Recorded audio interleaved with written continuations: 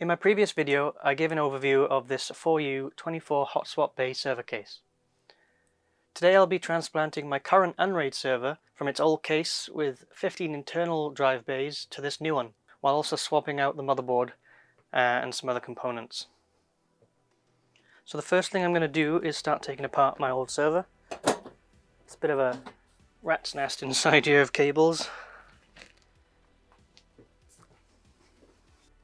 So the main reason I want to upgrade my case is that I'm slowly running out of hard drive bays in this, and dealing with all of these hard drives connected to the motherboard via SATA is a bit of a nightmare, and the way that these insert into this case is also a bit of a nightmare. So at the front here we have all the 15 drive bays. And the way you access it is literally by lifting up this mechanism. It's not the greatest of methods of doing this, and I have accidentally dropped this when it's been in this position before, which obviously isn't great for hard drives. So the first thing I'm going to do is disconnect all these and start taking the drives out. I've already made a note of the order in which the drives need to go back in Unraid, but it should remember it anyway, but I'd like to have them in order when I put them into the new server.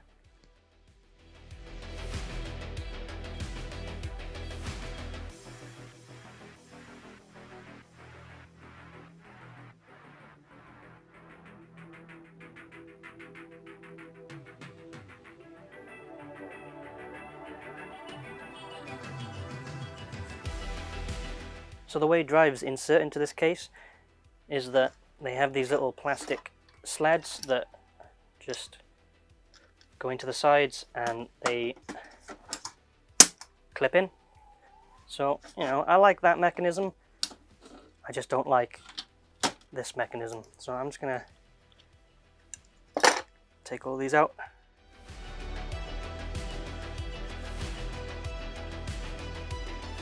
Right, and let's deal with some of these wires.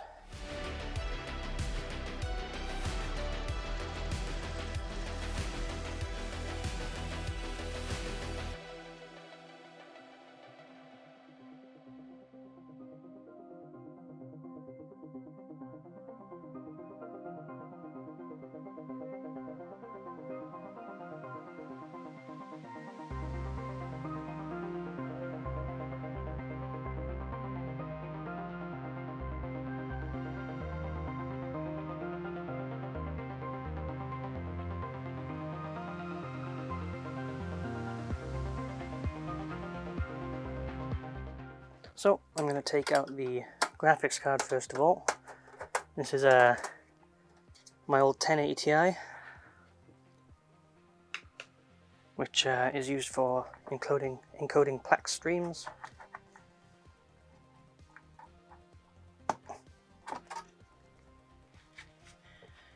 And I'll take out the 10 gig SFP Plus card next.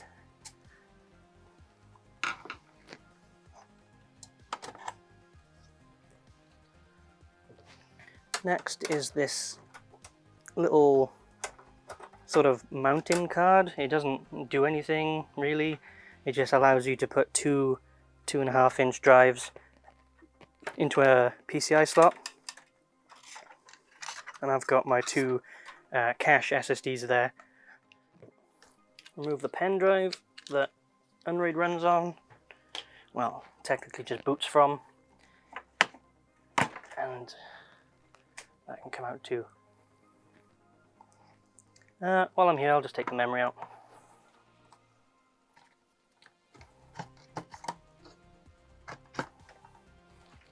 Just standard DDR4, 3200 megahertz, I think.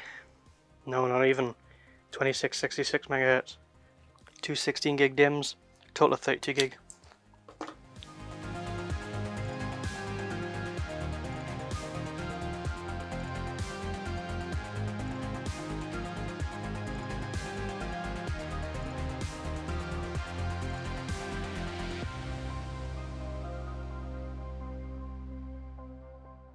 Alright, everything is out of there. Put the lid back on. and get this thing out of the way.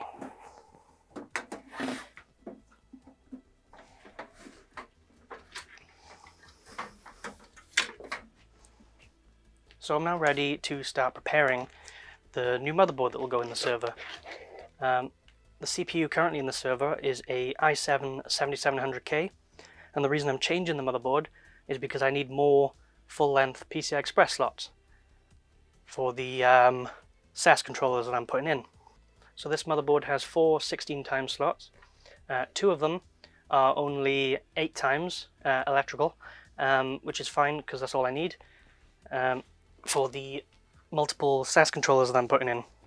So the first thing I want to do is take the cooler off the old motherboard so that I can get to the CPU.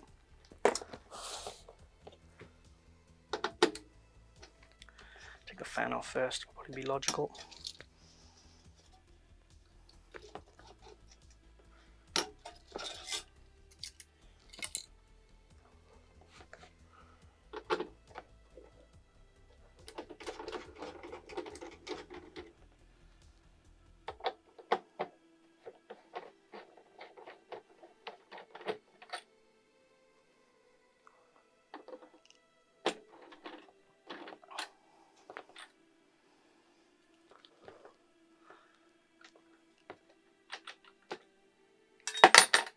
Yeah.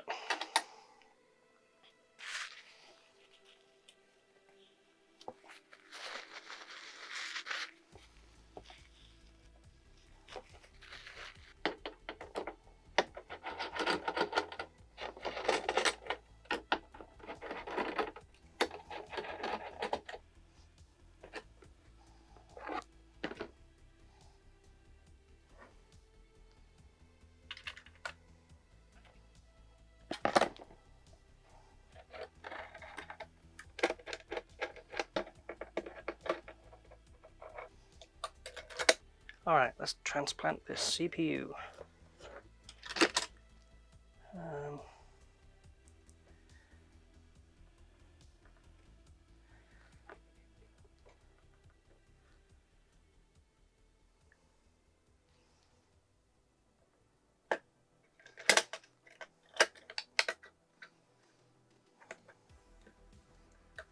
There you go, easy.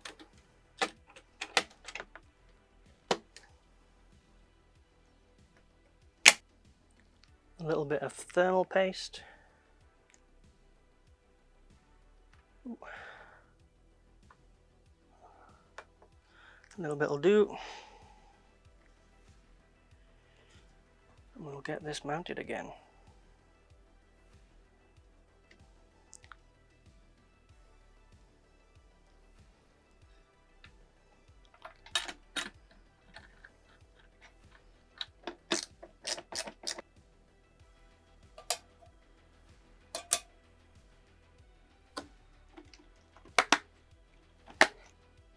One of the issues I had with this case is that with all the brackets and everything that came in the accessory bag, none of them actually worked with the power supply that I wanted to put in here.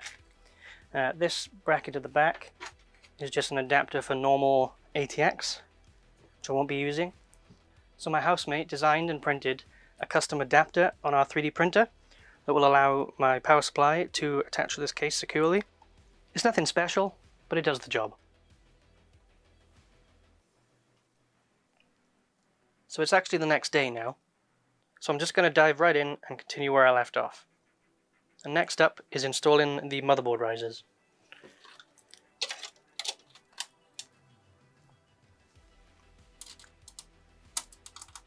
So this case can take up to a full eATX motherboard or server board, and you just need to put the risers in corresponding to the holes in your motherboard.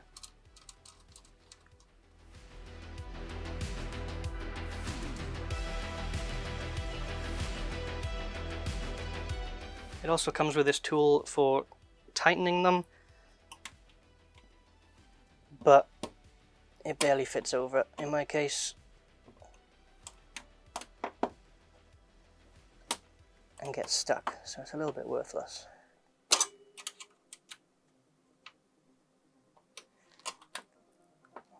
do want to make sure they're fairly tight, however. Otherwise you'll end up in a situation where if you take the motherboard out, these risers might come with it. There you go. And hopefully those line up, because I just did it blind. So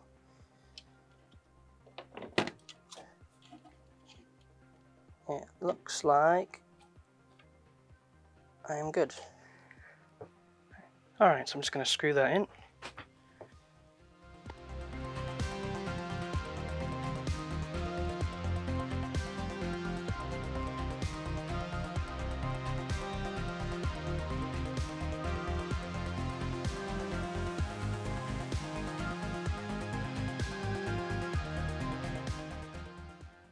So I've just spotted something there. I don't think my graphics card is going to fit with this mount in the way. Which is a shame, because I kind of really like the fact that that mount is part of this case. And I don't really have a smaller graphics card that I can put in here at the moment. Yeah, there's no way. Okay. Well, that's coming out then.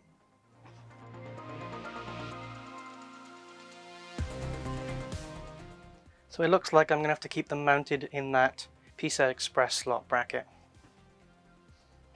Alright, next I want to get the power supply in. Okay, just need to get the bottom over that lip. Get it into the bracket. Oh, there we go. And I got some screws somewhere.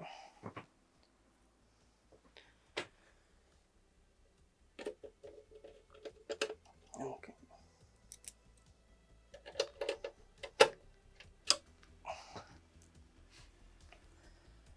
And 2 screws on the front.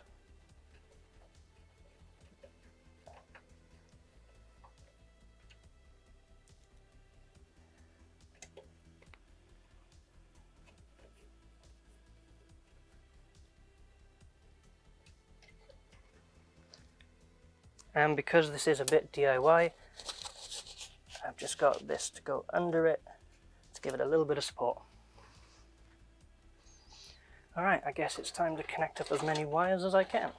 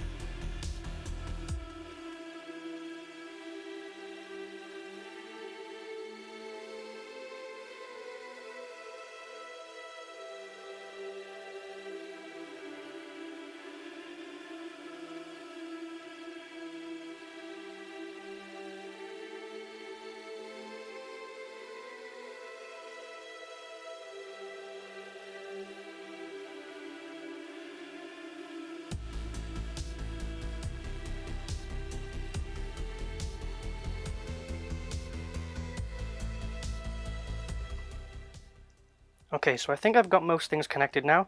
Got the 24-pin power, the 8-pin power, the back 2 fans connected over here, all of the Molex connectors for the SAS backplanes.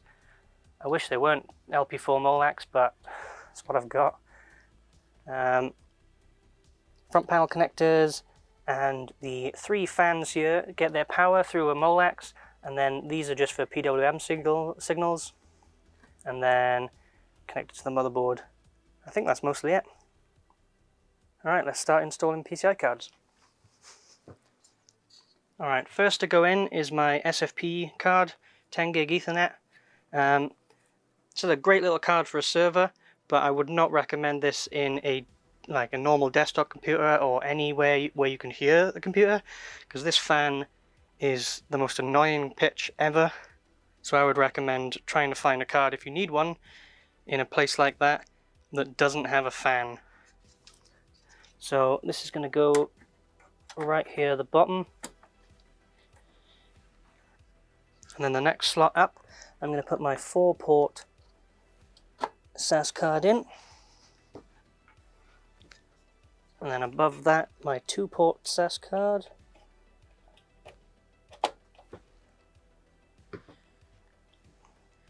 And because I took out that 2.5-inch drive bracket, this lovely thing is going back in here.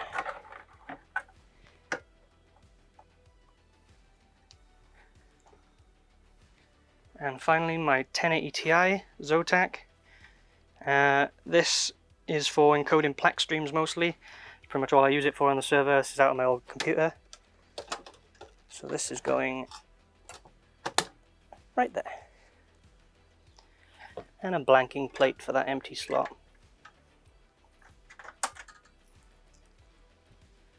Screw everything in.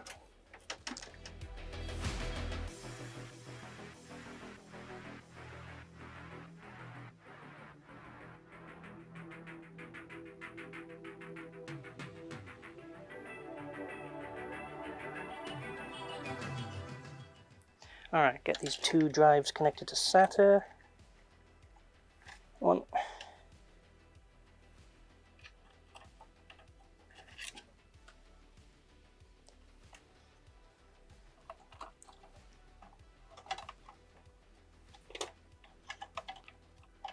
There we go.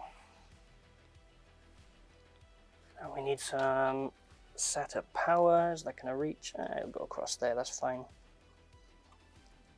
I'm okay with that. I should probably run the SAS cables before I get ahead of myself. And plug in the front panel USB somewhere.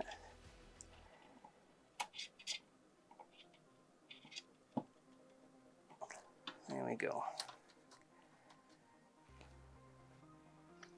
So in my last case, the power for the graphics card, the cables were just kind of crammed in there and bent over and touching the lid and everything. So to remedy that, so this time I've bought these little adapters which kind of make a U-turn in the 8-pin power.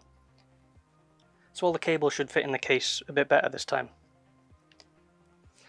Right, so this has only got a 6-pin, so I've got a 6-pin to 8-pin converter. Hopefully this will be fine. I'm sure I'll find out. The card will probably complain to me if it's not. So that can fit there. And then there's no other PCI power, so I'm going to try out this SATA to 8-pin PCI Express, and I guess we'll see how that goes as well. I've got a few other adapters to try. If these don't work, I'm fairly sure this will be okay. I should probably put in the power supply modules as well.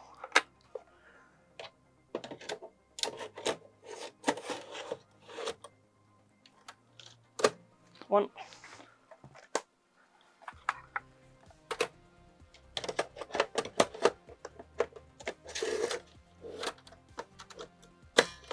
Two.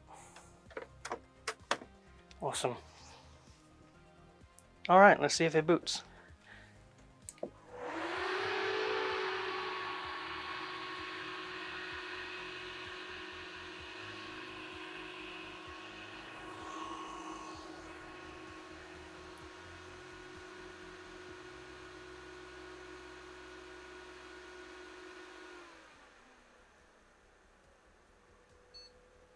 Beep.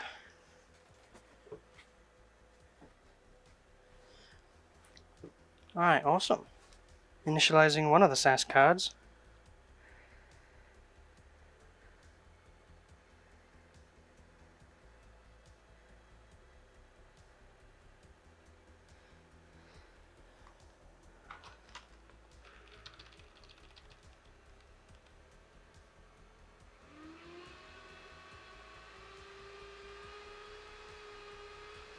Okay.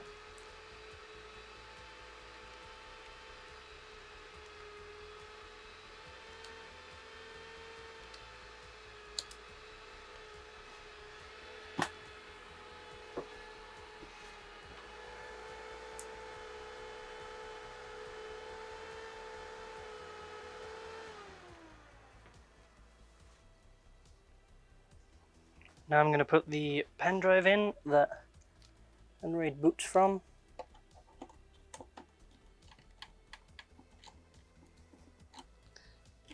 Nice and secure, awesome. Green light on the graphics card power as well, so that's all good. Let's boot it into Unraid.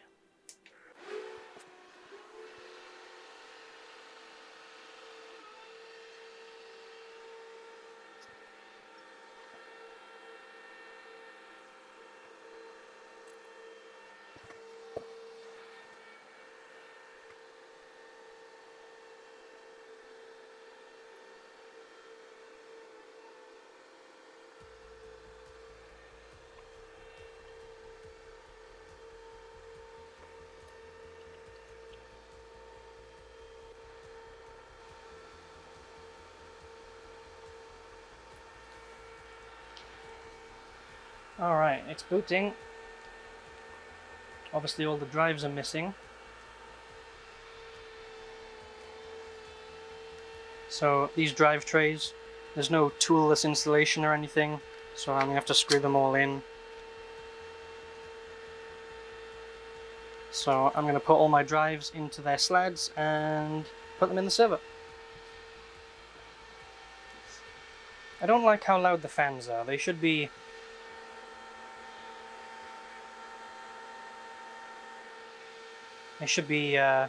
obeying the PWM commands, but this middle one seems like it's going a lot faster.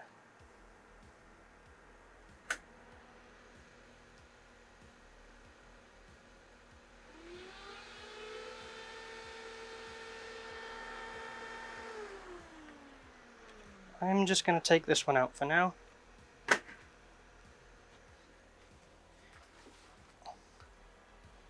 I'll investigate that later.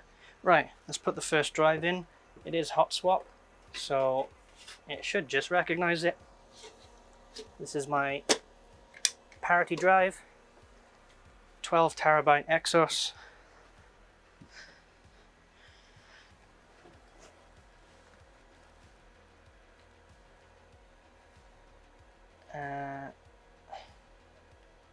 If we F5, anything? No. It is reading it, okay. And there it is. Awesome. I'm going to get the rest of these in. So some of these drives are pretty old. This one is a Seagate archive drive. It is an SMR drive, so it's not ideal for a NAS. I will be replacing these soon. The same with the Seagate Barracudas. This 8 terabyte one is also SMR. Pretty sure this is 5400 RPM, while the archive drive is 7200 RPM. So it's a little bit faster, but still, they're both SMR.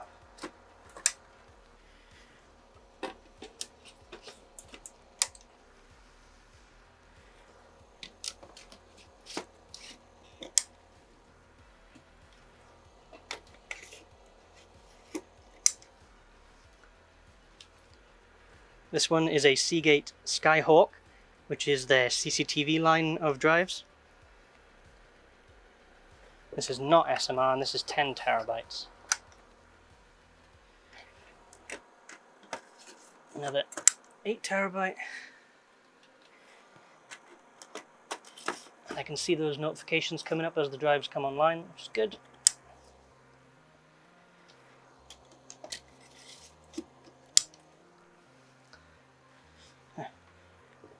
Seagate Ironwolf 12 terabyte, proper NAS drive.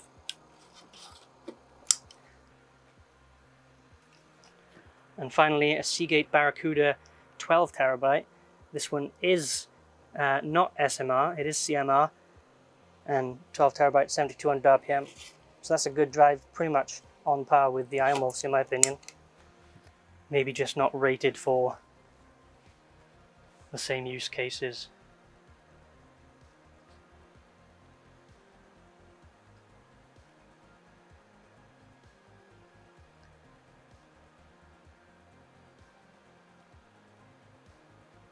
Just waiting for that last drive to come online.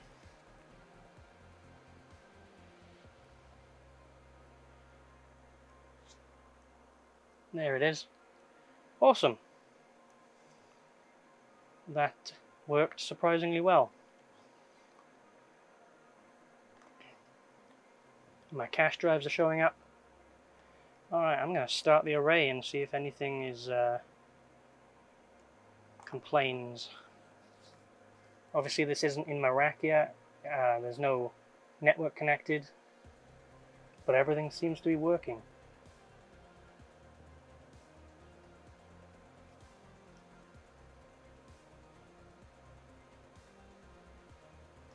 It says array started, but the page didn't refresh.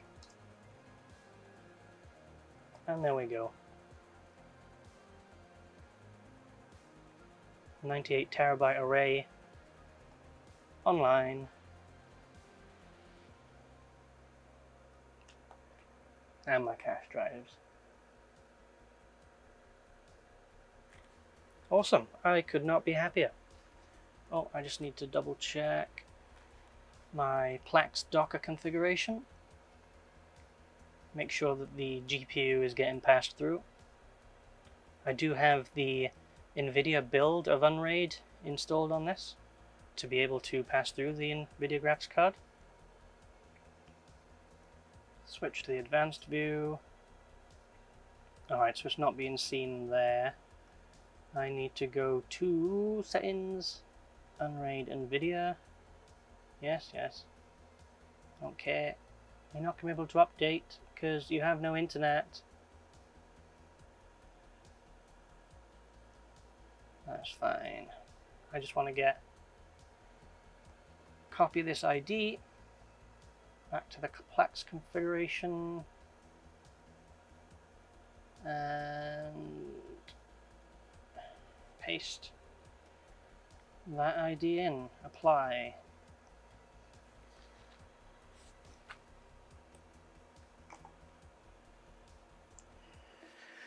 So I'm just going to quickly see if I can diagnose this fan issue, do a little bit of cable management, and then install this back into my server rack.